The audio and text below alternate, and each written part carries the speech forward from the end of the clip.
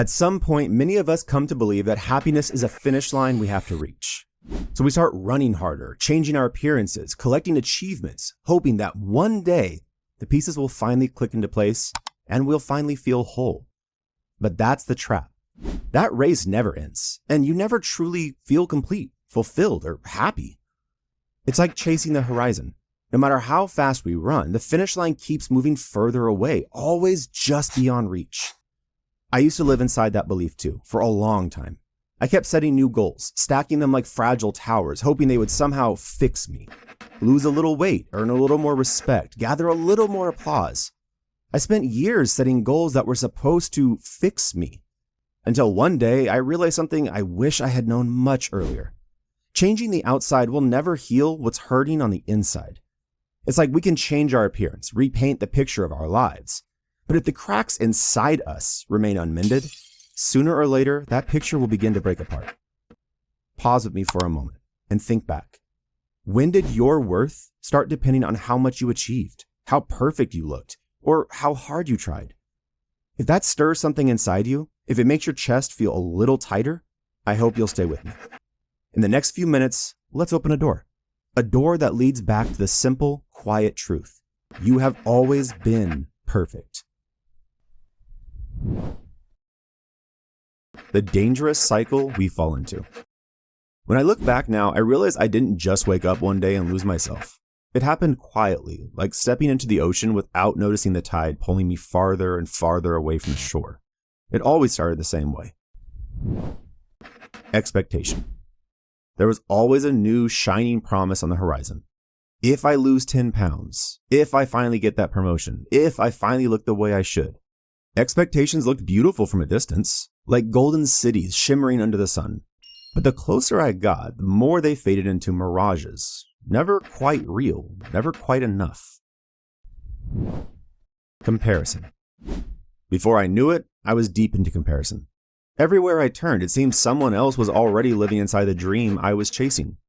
Scrolling through social media, passing strangers on the street, I measured myself against everyone I saw. Their beauty, their success, their happiness. It felt like standing in a vast hall of distorted mirrors, each one stretching my flaws and shrinking my worth. Self-criticism. And once comparison took root, self-criticism quickly arrived like a dark, heavy rain. The voice in my head sharpened, turning every small imperfection into a personal failure. Why are you still not good enough? Why can't you just get it right?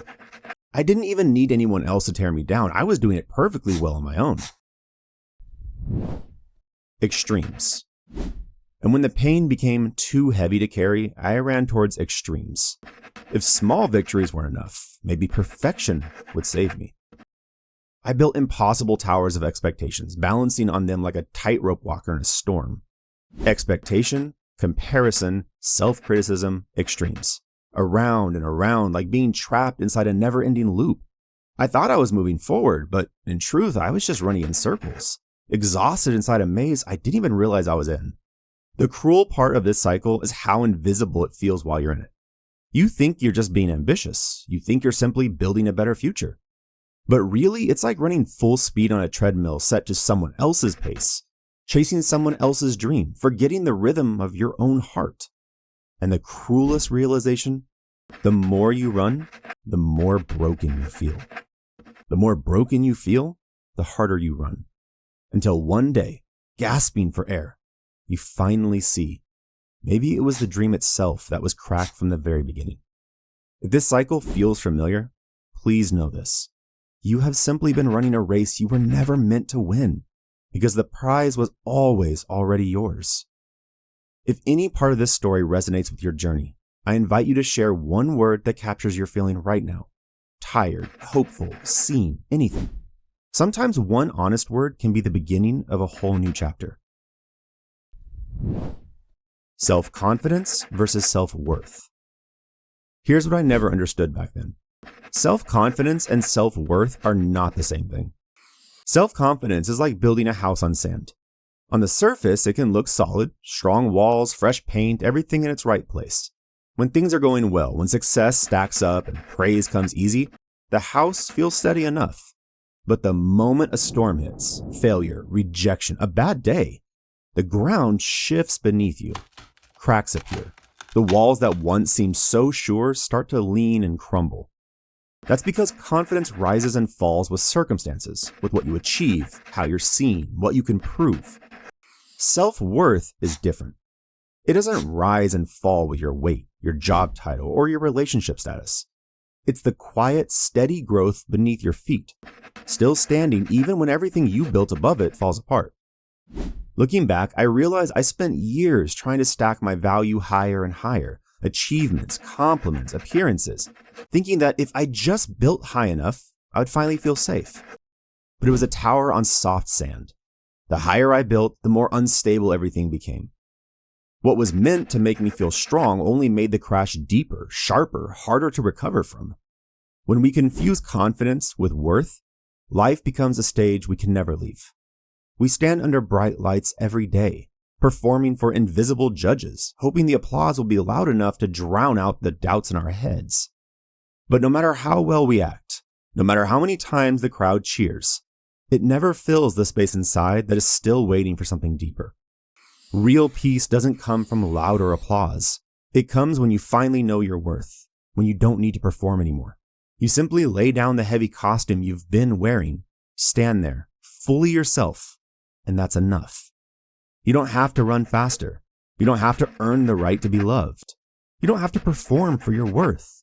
You are worthy simply because you are here. And that truth, once you see it, can never be taken away. 2 simple ways to rebuild your self-worth. I realize that real healing doesn't come from trying harder or achieving more. It comes from building a new relationship with yourself, one that is kinder and more honest. Here are 2 small practices that helped me begin the journey back to myself. Number 1, the it's okay practice. Every time you feel like you failed, every time the voice inside you points a finger and says, you should be better by now, pause for a moment. Instead of fighting the feeling or trying to fix yourself, gently tell yourself, it's okay. When you say it's okay, you're not waving a white flag.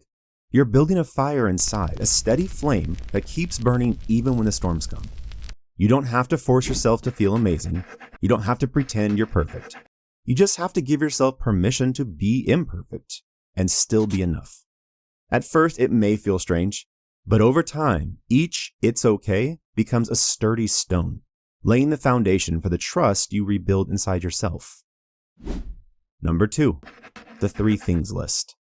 At the end of each day, instead of replaying everything you think you did wrong, sit quietly and write down 3 small things you appreciate about yourself. Not achievements, not how much you got done, but simple things like, I stayed patient with myself today. I made someone smile. I kept going even when it was hard. Think of it like working at a forge. Each word you write down is like swinging a hammer against red-hot steel. With every honest strike, you're shaping something stronger inside yourself. At first, it might feel like nothing, but little by little, day by day, you'll start to feel it. The foundation inside you growing steadier, the steel of your self-worth getting forged piece by piece. Rebuilding your self-worth is not about becoming a perfect version of yourself. It's about returning to the truth that was always there. You are worthy, not because of anything you do, but because of who you are. One breath, one kind word, one small step at a time, you can come home to yourself. And maybe, just maybe, you'll realize that you were just too busy chasing a worth that was already yours. Looking back now, if there was one thing I wish someone had told me sooner, it's this. You're not a broken piece of machinery that needs fixing or hiding. You are a whole man or woman, growing, struggling, standing back up. And there's a quiet strength in every imperfect step you take. This is advice I learned the hard way, by chasing dreams that never fit and by putting my heart into places that could never hold it. And now, standing here, I want to hand these words to you.